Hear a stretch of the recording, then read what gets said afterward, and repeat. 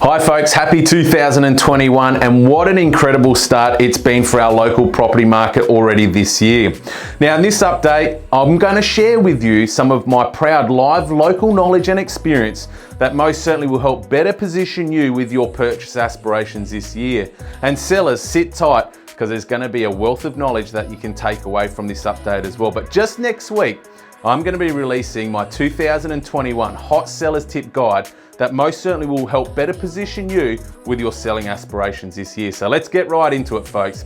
Now let's kickstart off. If you're looking to buy and be settled in 2021, there's no doubt about it, this year has already started off in stronger fashion than how we finished off 2020. A market most certainly favourable to sellers and homeowners who are absolutely reaping the rewards from a market continuing to experience an unprecedented shortage of property transactions year on year.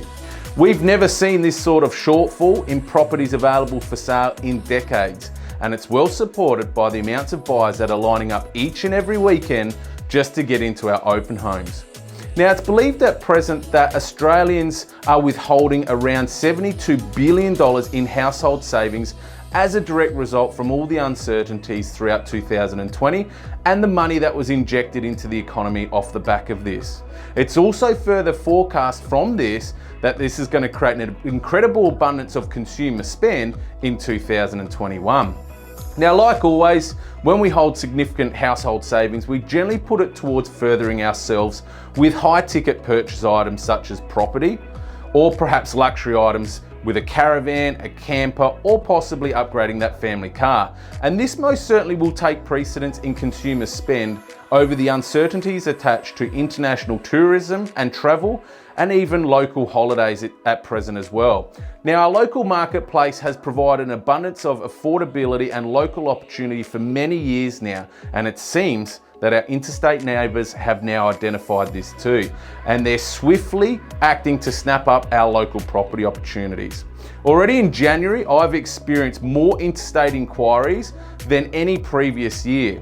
Often these are sight unseen by proactive and fast-acting cashed-up investors from Sydney and Melbourne of the likes. However, could the days of cash is king be over? Well, it would seem under the current market conditions, this could be the case for now. Just this week alone, I received 4 cash unconditional offers that all missed out on the properties of their offering.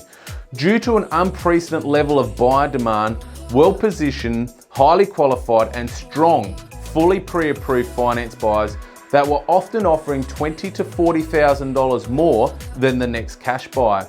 Now, often cash buyers will utilise their purchase conditions as a means to leverage and flex on their price offering.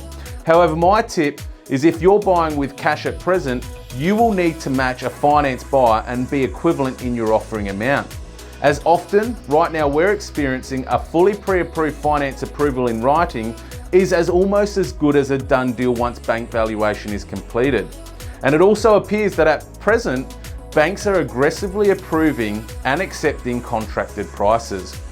If your cash offer is $10,000 to $40,000 less than a fully pre-approved finance offering, you can bet your bottom dollar any seller in this current climate will take the risk on a high finance offering and favourably swing the way of a finance buyer, especially given the fact that mortgage approval rates have been on the rise ever since the pandemic. Now, we also got to keep in mind that the credit belt is about to loosen even further come March, with responsible lending laws set to change. And this will help further empower lenders to be more flexible on serviceability requirements and will allow more credit to freely flow back into the marketplace and ultimately the economy.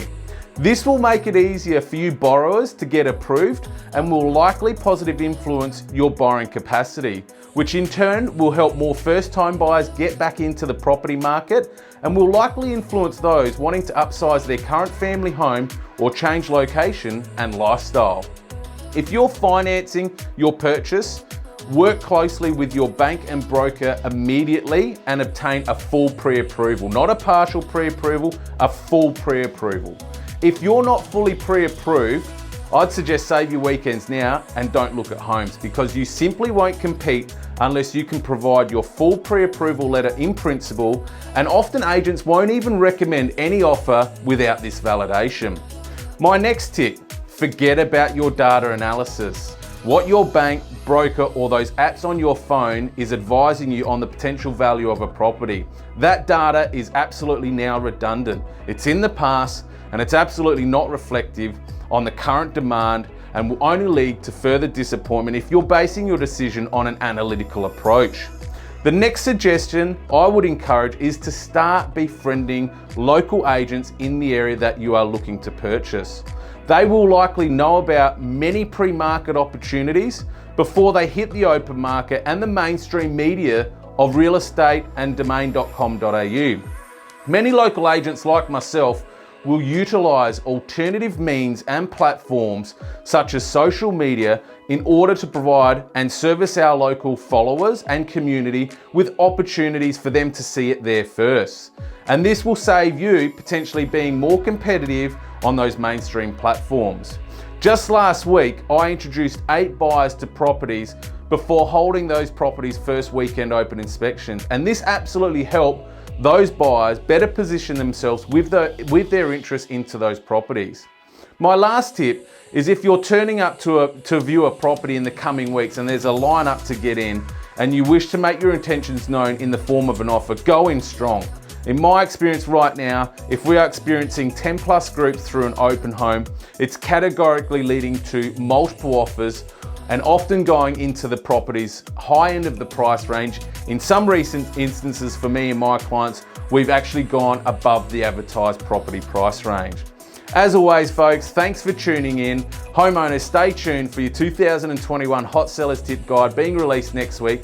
And as always, if you want to experience the difference, get in contact with me anytime. I'm Chris Jansen, proudly from eXp Australia, and until the next episode, it's bye for now.